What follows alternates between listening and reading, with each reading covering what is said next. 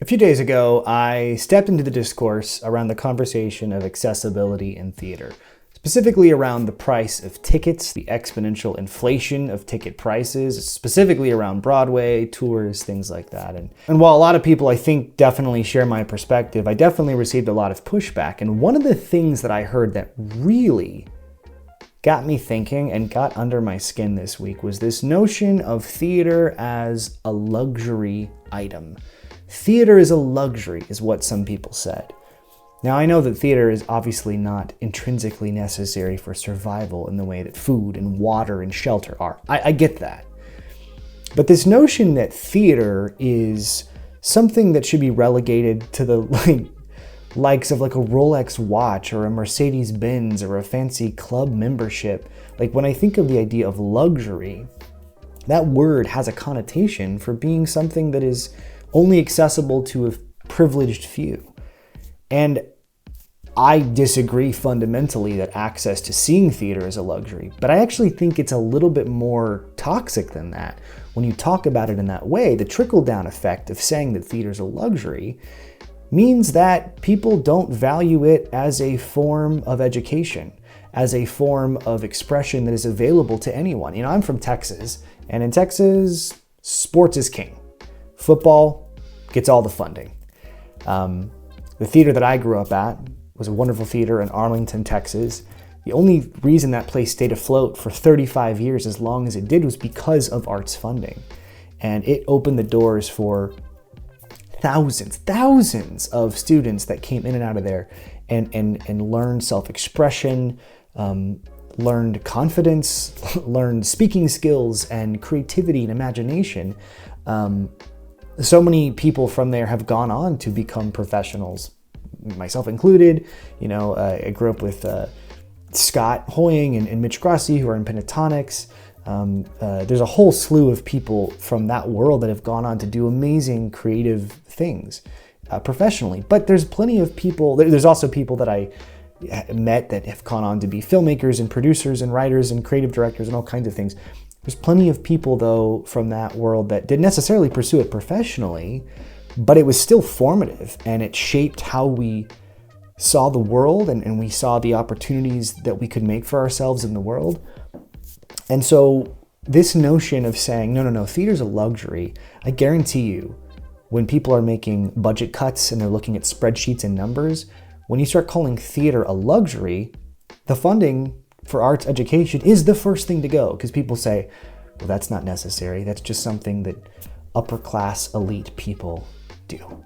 It's a luxury.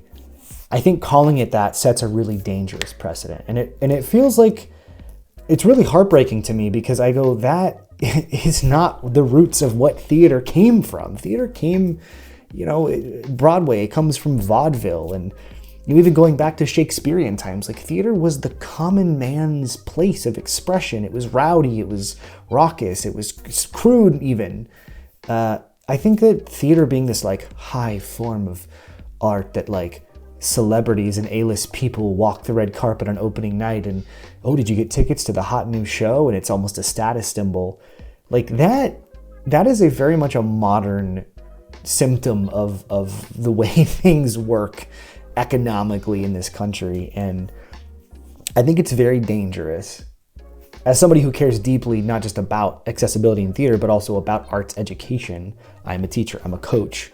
My entire life was shaped by having these access to these opportunities at a young age at a decently affordable price. That theater where I grew up, it's gone now. It doesn't exist anymore. They could not sustain. The funding wasn't there. The sustainability wasn't there.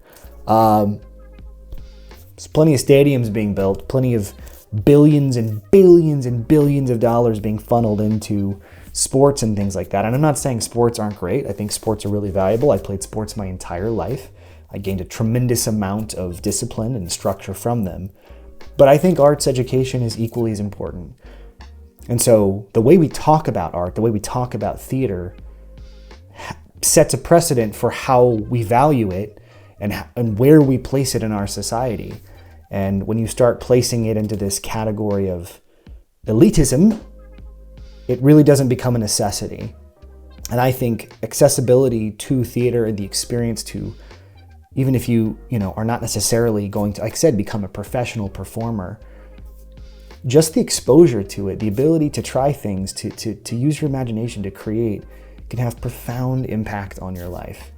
So many of the things that I do now, not just as an actor, but a lot of the stuff that I do as a filmmaker, I learned by being able to be part of the technical side of theater. I was a tech director at the theater where I grew up it was my first job out of high school. That doesn't exist. This space that is so beloved in my memory is gone. It doesn't exist anymore. The people exist and the legacy exists, but the building is gone, and there's no new kids getting access to some of those amazing opportunities that myself and other people, in that age range had back then.